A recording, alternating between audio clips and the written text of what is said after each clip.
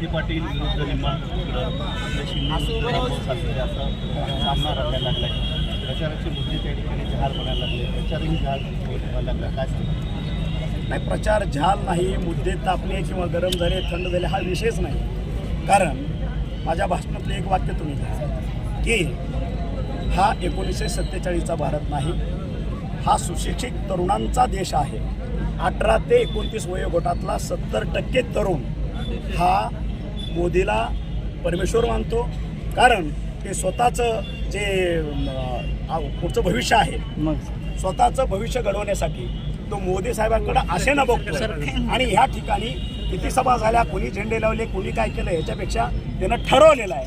त्यावेळेस तिसऱ्यांदा आज की बार 400 पार हा जो संदेश आहे तो ह्या तरुणांनी 18 ते 29 वयोगटातील तरुणानं संपूर्ण देशाला दिलेला आहे. आणि तुम्हाला 4 जूनला ज्यावेळेस मतपेट्या उघडल्या जातील त्यावेळेस तुम्हाला 400 पार आकडा झालेला दिसेल. आणि परत एकदा विश्वनेते नरेंद्रभाई मोदी हे भारताचे पंतप्रधान झालेले दिसतील. पण देशात हुकुमशाही येते.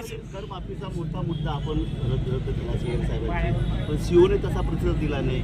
आचारसंहितेनंतर सीओला धडा शिकवा आपण नाही दिला प्रतिसाद. कुठं झाली अंमलबजावणी केलेली आहे. अंमलबजावणी केली ज्यावेळेस महाराष्ट्र शासन म्हणून आम्ही त्या ठिकाणी बसतो. आणि ह्या ठिकाणची भौगोलिक परिस्थिती बघता ह्या ठिकाणी माझ्या सर्वसामान्य नागरिकावरती होणारी करवाट आणि त्याचं मोडणारं कंबरडं हे कुठेतरी लक्षात आणून दिल्यानंतर तात्काळ माझ्या सीएम साहेबांनी आमच्या ज्या पत्रावरती इमिजिएट इन्ड्रॉसमेंट दिली आणि त्या ठिकाणी तात्काळ फोन करून सुद्धा सांगितलं की करवाढ ह्यावेळेस होणार नाही. त्यामुळे विषयच देशात मोदींचं पुन्हा सरकार आलं तर हुकुमशाहीकडे देश जाईल असं काँग्रेसकडून आरोप केला जातोय. काय सांगा? प्रस्थापित म्हणतात लक्षात. पण 144 कोटी जनता त्याच्यामध्ये हे आतले काँग्रेसवाले सुद्धा आहेत, त्यांना तसं वाटत नाही. अलग लक्षात. नरेंद्र मोदी हे फकीर आहेत, वैराग्य जीवन जगतात आणि असा माणूसच देशाला आज जागतिक लेवलवरती विश्व नेता म्हणून ही विरोधी घेऊन मिळू शकतो. एवढंच मी तुम्हाला ठाम. त्या राजकीय प्रस्थापितांचं भाजपनं पुनर्वसन राजकीय केलं होतं आणि ते आता पुन्हा भाजपच्या विरोधात गेलेले आहेत. या ठिकाणी भाजपमध्ये कुठलंही तोंडोळा बघून कुठला चेहरा बघून हा प्रस्थापित हा संस्थांनी बोल केलं जात नाही. सर्वसामान्य कार्यकर्त्याला तुम्ही बघितलं असेल, राम सुपुते ऊसतोडीचा एक मुलगा आज त्या ठिकाणी कुठलाही चेहरा नाही किंवा काही नाही. त्या ठिकाणी हे लोकसभेचं तिकीट त्याला दिलं जातं आणि संपूर्ण आम जनता आज नरेंद्र भाईकडे बघून त्या ठिकाणी ह्या माझ्या राम सातपुतेला सभागृहात पाठवायचा निर्णय घेते.